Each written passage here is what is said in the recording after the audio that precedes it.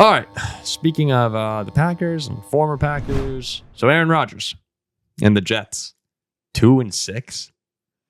They were 2-1. Like they were 2-1. That's Dark Cloud franchise. If I told you before the season started, one team would be 6-2 and one's 2-6 out of the Jets and Steelers, who would you say is who? I mean, everyone would know. Yeah, but we also know that the Steelers have things happen. I have my answer. Yeah. I knew. Yeah, you would have said the Jets. Yeah, I knew. You would have said the Jets, but most people would have said the Steelers would be 2-6 and the Jets would be 6-2.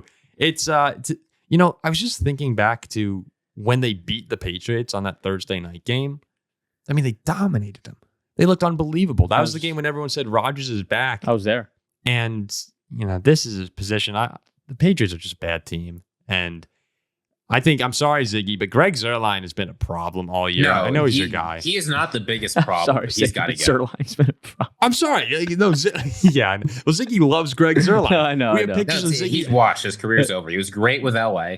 He was mediocre in Dallas. He's been terrible in New York. It's that Black Cloud organization. That's what happens.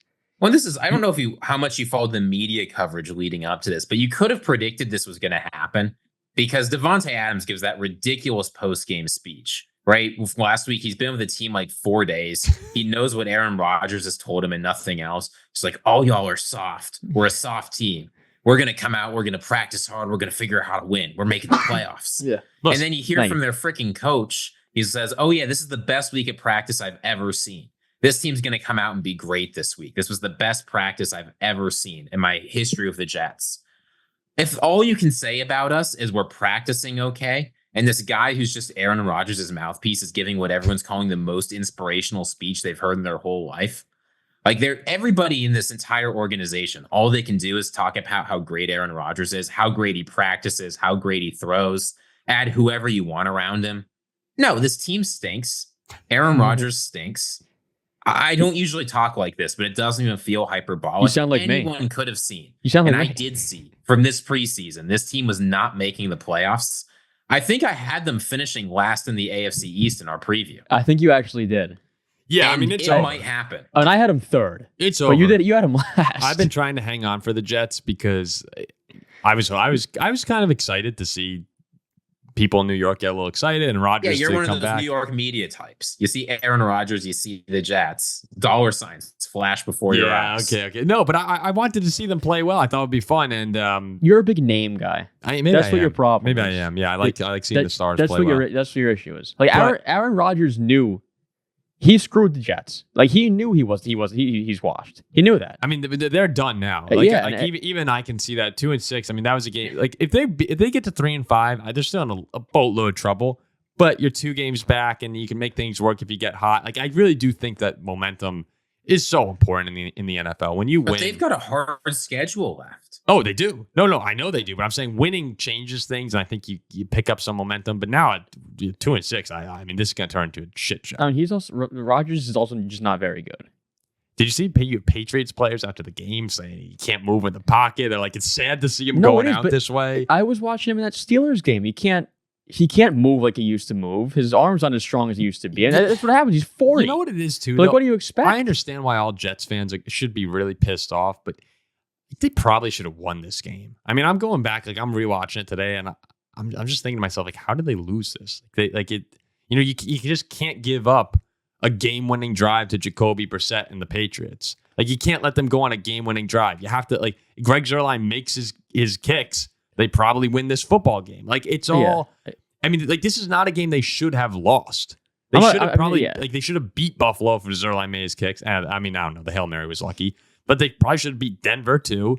Like, the Jets season is not that far away from being in a position where they could be relevant. And just everything that could, even though they have everything they wanted, they got Devontae, Rodgers is happy. Like, Rodgers got all his guys, Salah's gone. Like, they got everything they wanted, but it's still all gone wrong. I'm not trying to sit here and crap on Rodgers. Like, most of these games are probably not his fault for the most part. Well, I mean, he doesn't help, but let's not forget this defense gave up 25 to New England and 37 to Pittsburgh in the last 2 weeks. No, the defense has been terrible. Yeah. I mean, the Vikings shredded them. The Vikings shredded them in the first half and ended that game early. I mean, I know the Jets had a chance, but that second half sparked the Vikings' downfall. That second half? The second half of the Jets game sparked your downfall. Barely holding on against a team who stinks. Bye week, loss. What do you think it was the second half of the Packers, though? The second half Vikings We're Jets. frozen, fellas. No. We're No, frozen, fellas. No, we're not. Yours frozen. Oh, no, Ziggy. I'm frozen. You're frozen, Ziggy. My bad. Ziggy. Good call out, though. You know what's awful? I mean, to be a Jets fan and you have Aaron Rodgers now healthy, you get Adams, and you just said, we're sitting here and you just said, yeah, but they should have won that game. We're sitting here talking about a 2-6 team who should have beat the Patriots. Oh, that's why they're 2-6. I mean, that is rock bottom. Yeah. Should have beat the Patriots. Yeah, like, you know, they probably should have won. Yeah, they should have. But for us to be sitting here saying they probably should have won this game, now they're 2-6. Probably should have beat the Pats, but didn't do it. That's horrendous. A lot of shoulda, woulda, coulda with the Jets. Yeah. And frankly, that's like you know what it is, Jack? The Chiefs find ways to win every game. The Jets find ways to there's that's the difference. The Chiefs are amazing. No, they're amazing, but I'm saying like they're a winning organization. They find they even in games that they shouldn't win, they find the way to win. Yeah. And the Jets find ways to lose games they should win. It's the little things. It's dark cloud. It's like the Vikings in big games will find the way to lose. Although I'm being optimistic again this year, so I guess I have to. But it's just I mean Jets fans are just miserable right now. They're done. I mean, like think about how dark it is for a Jets fan because not only are you bad this year, like this was supposed to be the year, and now you have maybe Rodgers comes back. I don't know. You think like maybe he comes back? If not, you starting over at quarterback. Like and let's not forget, like the Aaron Rodgers curse has spread to the team. Like Sauce Gardner looks like a bum. Nobody's talking about this because of how many other things are wrong, but Sauce Gardner's played horribly this year.